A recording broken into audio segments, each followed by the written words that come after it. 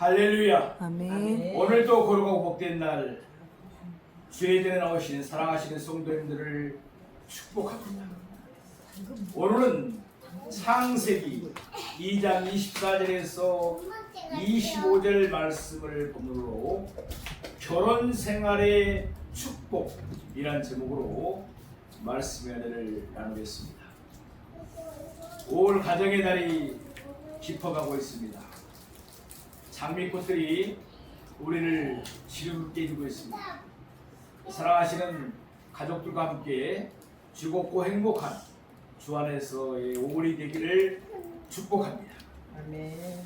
하나님은 엿새 동안에 천지와 만물을 창조하셨습니다. 마지막 여섯째 날 하나님은 땅에서 살아가는 각종 동물들을 지으셨습니다. 그리고 난 후 하나님은 사람을 창조하셨습니다.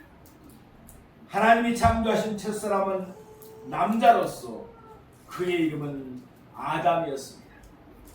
하나님은 사람을 위하여 에덴 동산을 창설하셨습니다. 에덴 동산에는 보기 아름답고 먹기에 좋은 나무들이 많았습니다. 그곳에는 큰 강이 흘렀습니다. 에덴 동산은 아름답고도 풍요로운 곳이었습니다.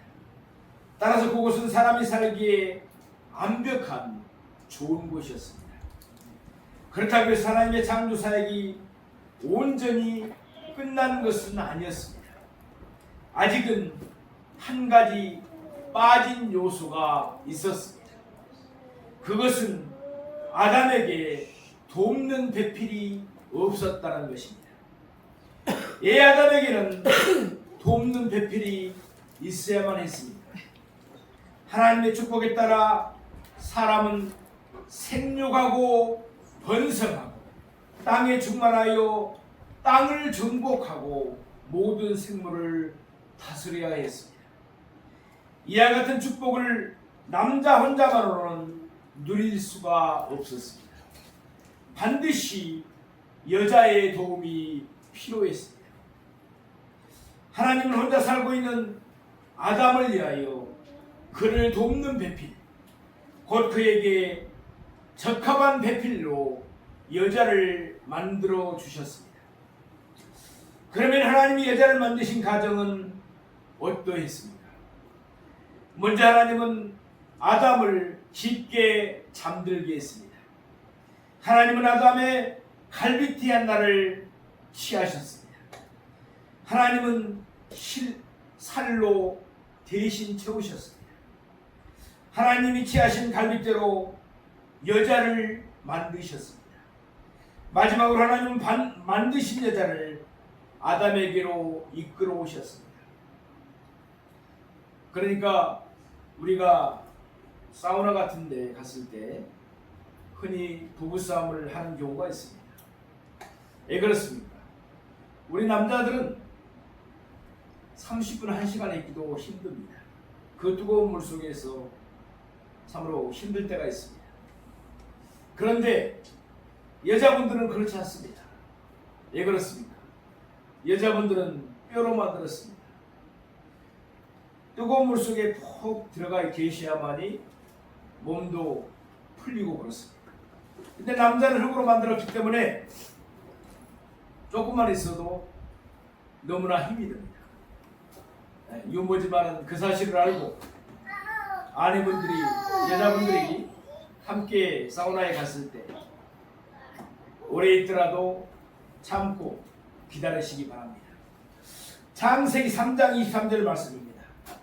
아담이 이르되 이는 내 뼈 중에 뼈요 살 중에 살이라. 이것을 남자에게서 취하였은즉 여자라 부르리라 하리라. 아멘. 하나님은 아담이 기뻐하는 모습을 보셨습니다. 이로써 하나님의 천지 창조 사역은 온전히 끝을 맺었습니다. 이제는 창세기 1장 31절의 말씀과 같이 되었습니다. 하나님이 그 지으신 모든 것을 보시기에 힘이 좋은 상태가 된 것입니다. 사랑하시는 성도 여러분, 하나님은 한 남자와 한 여자를 만드시고 두 사람을 짝지어 부부가 되게 하여 주셨습니다. 하나님께서 친히 결혼 제도를 창설하신 것입니다. 이제 하나님의 축복에 따라 사람은 바야흐로 생육하고 번성하며 땅에 충만할 수 있게 되었습니다. 오늘 본문은 결혼에 관한 하나님의 뜻을 우리에게 밝히 계시해 주는 말씀입니다. 우리는 오늘의 본문의 말씀을 세 대지로 나누어서 상고해 보겠습니다. 우리 모두 하나님의 뜻에 순종함으로써 하나님의 축복을 풍성히 받아 행복이 늘 샘솟는 가정들이 되기를 주님의 이름으로 축복합니다. 첫째로 결혼의 정의입니다. 오늘 보면 창세기 2장 24절 말씀을 함께 보시겠습니다. 이러므로 남자가 부모를 떠나 그의 아내와 합하여 둘이 한 몸을 이룰지로다. 아멘. 오늘 보면 24절은 결혼 제도를 창설하신 하나님께서 친히 말씀하신 내용입니다. 마태복음 19장 4절에서 5절에 있는 말씀입니다. 예수께서 대답하여 이르시되 사람을 지으신 이가 본래 그들을 남자와 여자로 만드시고 말씀하시기를 이러므로 사람이 그 부모를 떠나서 아내에게 합하여 그들이 한 몸이 될지니라 하신 것을 읽지 못하였느냐. 여기서 예수님은 창세기 1장 27절의 말씀과 창세기 22장 말씀을 함께 인용하셨습니다. 이때 예수님은 창세기 2장 24절의 말씀을 하신 분이 바로 하나님이심을 밝히셨습니다. 오늘 본문의 하나님은 결혼 제도를 어떻게 정의하셨습니까? 남자가 부모를 떠나서 그 안에 합하여 둘이 한 몸을 이루는 것을 하나님은 결혼이라고 보셨습니다. 말라기 3장 6절에 말씀하시기를 하나님은 변하지 아니하신다고 했습니다. 하나님은 상황에 따라서 수시로 바뀌시는 분이 아니십니다. 따라서 하나님이 내리신 결혼에 대한 정의도 시대에 따라서 상황에 따라서 바꾸어질 수가 없습니다. 결혼은 한 남자와 한 여자가 연합해서 한 몸을 이루는 것입니다. 따라서 두 남자가 연합하거나 두 여자가 연합한다고 해서 결혼이 성립되는 것은 결코 아닙니다. 세상 법은 그것을 결혼으로 인정할지 모릅니다. 세계의 많은 나라들이 동성 결혼을 합법화시키고 있습니다. 참으로 하나님의 뜻을 거스리는 불행한 일이 아닐 수가 없습니다. 그러나 하나님은 결코 그것을 결혼으로 간주하지 않습니다. 생각해 보십시오. 왜 하나님이 사람을 만드시되 남자와 여자로 만드셨습니까? 왜 하나님이 한 남자와 한 여자를 짝지어서 부부가 되게 하셨습니까? 생육하여 번성하여 땅에 충만하는 하나님의 축복을 이루게 하려 하심입니다. 그런데 두 남자가 연합을 한다고 해서 또는 두 여자가 연합을 한다고 해서 그와 같은 축복을 이룰 수가 있습니까? 절대로 없습니다. 그러기에 동성애의 연합은 결혼이 될 수가 없는 것입니다. 이것은 어디까지나 죄로 인한 타락의 결과인 것입니다. 전도서 7장 29절에 있는 말씀입니다. 내가 깨달은 것은 오직 이것이야. 곧 하나님은 사람을 정직하게 지으셨으나 사람이 많은 깨들을 낸 것이니라. 아멘. 사람들이 깨를 낸 것입니다. 전도의 기자의 말씀은 결혼에도 그대로 적용이 됩니다.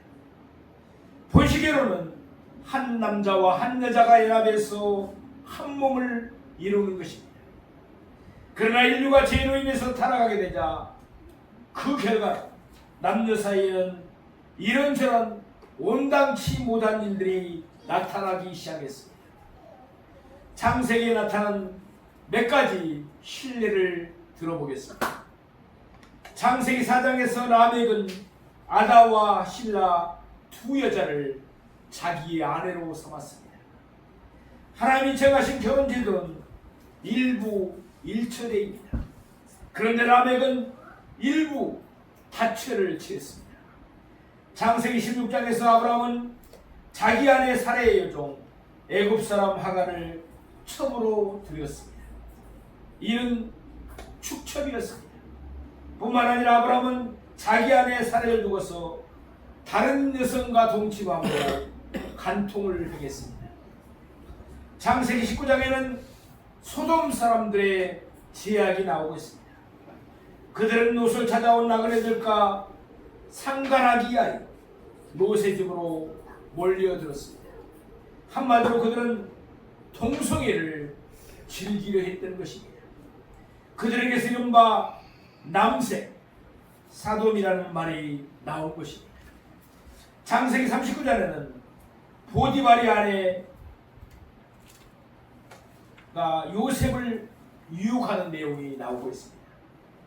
보디발의 아내는 날마다 눈짓을 하며 젊은 청년, 미남 청년 요셉에게 동침하기를 요구했습니다.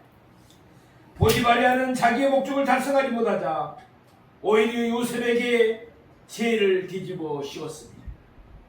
우리는 창세기에 나타난 네 가지 온당치 못한 애들을 살펴보았습니다. 이것들은 모두 부끄러운 짓들입니다. 이는 전적으로 사람이 타락한 결과였습니다. 우리는 결혼제도를 창설하신 하나님의 뜻에 따라 우리의 결혼을 귀하게 여기셔야 합니다. 우리 모두 결혼을 귀하게 여길 수 있기를 바랍니다. 우리의 결혼 생활을 더럽히지 말고 우리의 삶과 우리의 가정을 깨끗하게 지킬 수 있기를 바랍니다. 그럼으로써 우리 모두 하나님의 축복을 풍성히 누리는 행복한 가정들이 되기를 축원합니다. 둘째로 결혼의 요소입니다. 창세기 2장 24절에 있는 말씀입니다. 이러므로 남자가 부모를 떠나 그의 아내 하바여 둘이 한 몸을 이룰지로다. 아멘. 우리는 오늘 본문을 통해서 결혼에는 세 가지 요소가 포함된다는 것을 알 수 있습니다. 첫째로 남자가 부모를 떠나는 것입니다. 둘째, 남자가 그 아내와 합하는 것입니다. 셋째, 둘이 한 몸을 이루는 것입니다. 이 세 가지 요소를 차례대로 살펴보겠습니다. 남자가 부모를 떠나는 것입니다. 남자가 부모를 떠나는 이유와 목적은 그 아내와 합하기 위함입니다. 사람은 결혼을 해서 남편과 아내가 연합을 해야만 혼자 사는 것에서 벗어날 수가 있습니다. 그때 비로소 사람은 생육하고 번성하라는 하나님의 명령에 순종할 수 있게 되는 것입니다. 아울러 그때 비로소 사람은 하나님의 그들에게 허락하신 축복을 누릴 수가 있습니다. 따라서 여기서의 떠난다는 말은 혼자 사는 것에서 벗어나는 것을 의미합니다. 사람이 아무리 그 부모나 형제들과 함께 산다고 해도 결혼을 하기 전까지는 혼자 사는 것에서 벗어나지를 못합니다. 이는 곧 생육하고 번성하라는 하나님의 명령과 축복에서 동떨어진 셈인 것입니다. 남자가 그 아내와 연합하는 것입니다. 남자가 부모를 떠나는 것은 그 아내와 합하기 위함입니다. 여기 합이라고 번역된 단어의 원래 본뜻은 떨어지지 않을 정도로 강하게 달라붙어 있는 것을 말합니다. 사람이 결혼을 하기 전에는 가장 가까운 관계가 자기와 부모와의 관계입니다. 그러나 결혼을 하고 나면 그보다도 더 강하고 더 밀접한 관계가 새롭게 생기는 것입니다. 바로 부부입니다. 그래서 부모와 자녀의 관계가 일촌이라면, 존수를 따졌을 때 일촌이라면 부부는 무촌입니다. 따라서 부모는 자기 자녀들의 결혼을 결코 소홀히 여길 수가 없습니다. 일단 결혼을 하게 되면 부모와 자녀의 관계보다도 더 강한 부부관계가 새롭게 정립되기 때문입니다. 그러기에 부모는 그 자녀들이 결혼하기 전에 기도하며 최선을 다해 그들을 지도해 주어야 합니다. 예컨대 아브라함은 그의 아들 이삭이 하나님을 믿지 않은 가나안의 여자와 결혼하는 것을 원치 아니했습니다. 그래서 그는 자기의 종을 자기의 고향으로 보냈습니다. 그리고는 그곳에서 하나님이 인도해 주신 여자 리브가를 데리고 와서 아들 이삭의 아내로 삼게 했습니다. 아울러 자녀들은 부모님의 간섭을 받지 않고 자기가 원하는 사람과 무조건 결혼하겠다는 생각을 버리셔야 합니다. 일단 결혼하면 뗄 수가 없을 정도로 강한 관계가 성립이 됩니다. 따라서 나중에 가서 잘못 결혼했다고 후회하지 말고 부모의 지도를 잘 받아야 하는 것입니다. 잠언서 19장 14절에 있는 말씀입니다. 집과 재물은 조상에게서 상속하거니와 슬기로운 아내는 유학계로서도 말미암느니라. 아멘. 사랑하시는 성도 여러분, 하나님은 우리의 생사화복을 홀로 주관하십니다. 우리의 결혼을 홀로 주관하시는 분도 역시 하나님이십니다. 따라서 우리에게 슬기로운 아내를 주신 분도 하나님이십니다. 우리에게 믿음직한 남편을 주신 분도 하나님이십니다. 창세기 24장 63절 말씀을 보면 이삭이 저물 때에 들에 나가서 묵상했다는 말씀이 나옵니다. 이삭은 그때 그곳에서 자신의 아내를 구하려 간 종을 위해서 기도했을 것입니다. 아울러 그는 자기 아내를 맞이하기 위한 마음의 준비를 하면서 묵상했을 것입니다. 결혼은 매우 중요한 것입니다. 이는 남자와 여자 합에서 부모보다도 더 가깝고 더 강하고 더 긴밀한 관계가 확립되는 일이기 때문에 그렇습니다. 따라서 결혼을 앞두고 있는 이들, 특별히 청년들이 많이 기도하면서 그 일을 온전히 하나님께 맡기기를 바랍니다. 이미 결혼을 하셨습니까? 남편은 슬기로운 아내를 허락하신 하나님께 감사하십시오. 또한 아내는 믿음직한 남편을 허락하신 하나님께 감사를 드리십시오. 우리에게 귀한 배필을 허락하시고 우리를 짝지어서 부가 되게 하신 분은 하나님이시기 때문입니다. 둘이 한 몸을 이루는 것입니다. 하나님은 아담을 흙으로 만드셨습니다. 그러나 하와의 경우는 흙으로 만들어지지 않았습니다. 하나님은 아담의 갈빗뼈로 하와를 만드셨습니다. 하와는 아담과 별개의 존재로 만들어진 것이 아니고 아담의 일부로 만들어진 것입니다. 다시 말해서 아담과 하와는 본래 한 몸이었는데 둘이 하나가 된 것입니다. 따라서 아담은 결혼을 통해서 바로 자기 자신의 뼈와 살을 되찾은 것입니다. 그러기에 아담은 하와를 보면서 이는 내 뼈의 뼈 중에 뼈요 살 중에 살이야 라고 말했던 것입니다. 이와 같은 맥락에서 볼 때 결혼은 다른 사람을 찾는 것이 아닙니다. 결혼은 자신의 갈빗대 곧 자신의 뼈와 살을 되찾는 것입니다.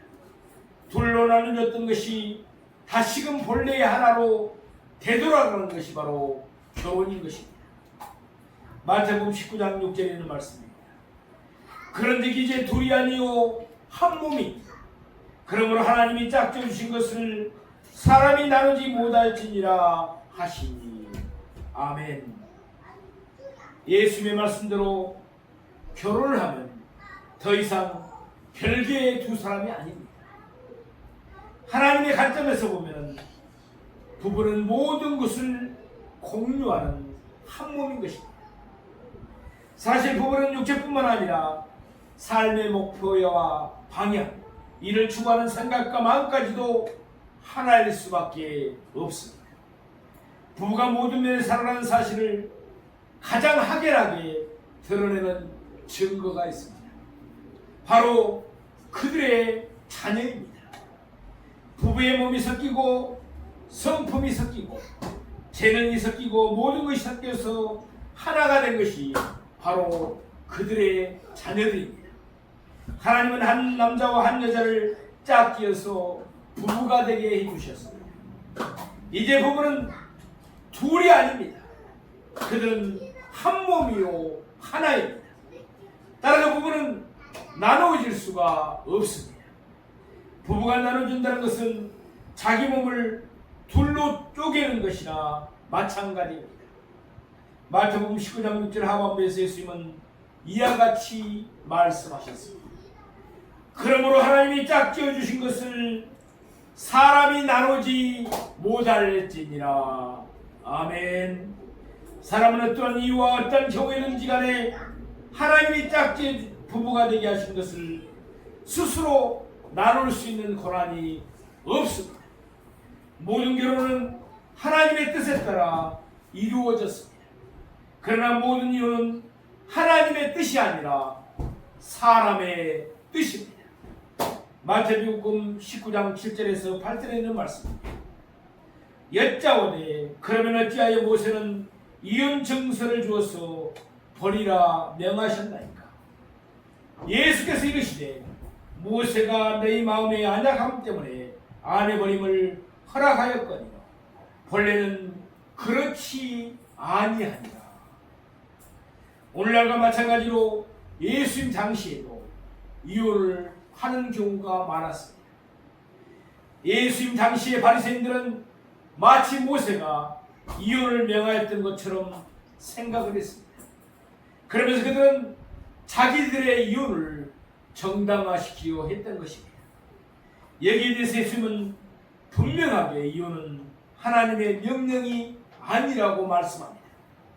하나님은 이혼을 단 한 번도 권장하신 적이 없습니다. 말라기 2장 16절 말씀처럼 하나님은 언제나 이혼하는 것을 미워하십니다. 단지 하나님은 사람의 마음이 안약하기 때문에 예외적인 경우에 이혼을 허락하셨습니다. 예컨대 모세율법에 따르면 여자가 음행을 할 경우 그를 돌로 쳐 죽이도록 되어 있습니다. 그러나 하나님은 자비를 베푸셔서 그러한 경우에 이혼을 허락하셨습니다. 아울러 때로는 남자나 여자가 바람이 나서 도무지 남편이나 여자로서의 책임과 의무를 다하지 못할 경우가 있었을 것입니다. 그럴 경우에도 하나님은 모세를 통해서 이혼을 간접적으로 허락하셨습니다.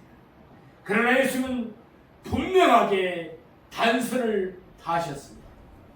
본래는 그렇지 아니하니라. 그렇습니다. 이혼은 본래 하나님의 뜻이 아닙니다. 지금도 이혼은 하나님의 뜻이 아닙니다. 앞으로도 이혼은 하나님의 뜻이 결코 될 수가 없습니다. 예나 지금이나 하나님의 뜻은 한 남자와 한 여자가 연합하여 한 몸을 이루고 종신토록 함께 사는 것입니다. 셋째로 결혼의 경이로움입니다. 창세기 2장 25절 말씀을 함께 보시겠습니다. 아담과 그의 아내 두 사람이 벌거벗었으나 부끄러우지 아니하니라. 아멘. 에덴 동산은 모든 곳이 완벽한 곳이었습니다.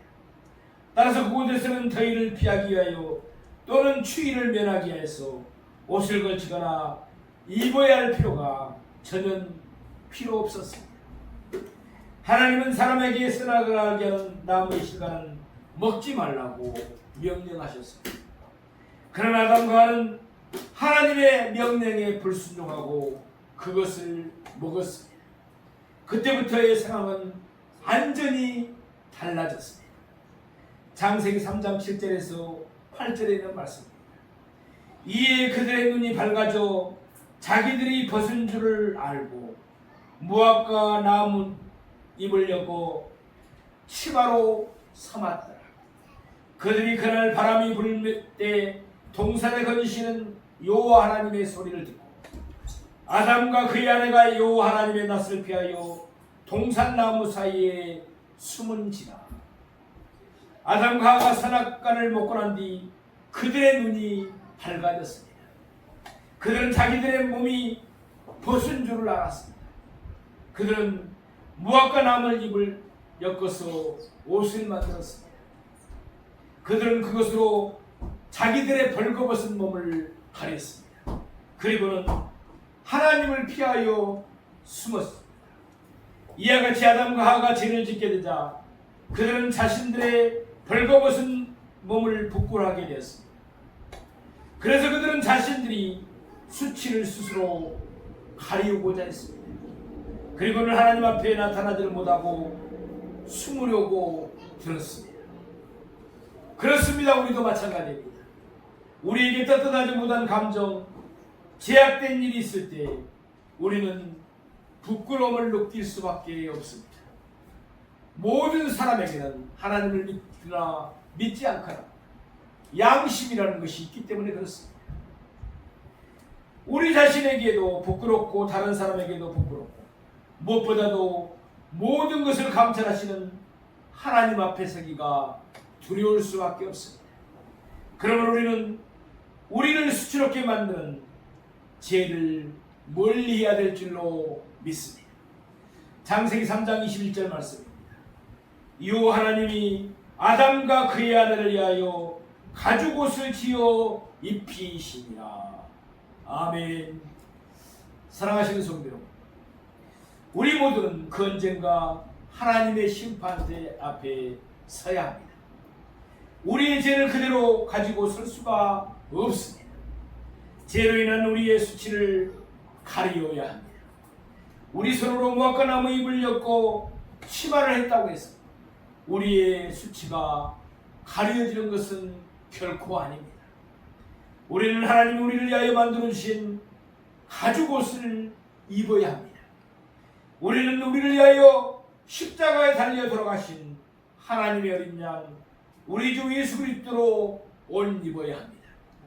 그래야 할 때 비로소 우리의 죄로 인한 모든 수치가 온전히 가려지는 줄로 믿습니다. 날마다 우리 주 예수 그리스도와 동행하면서 빛 가운데로 개어가는 우리 모두의 삶이 되기를 바랍니다. 그리하므로 우리 모두 하나님의 축복을 풍성히 누리며 기쁨과 즐거움과 감사함이 날마다 넘치는 우리 모두의 가정들이 되기를 축복합니다. 아멘. 기도하겠습니다.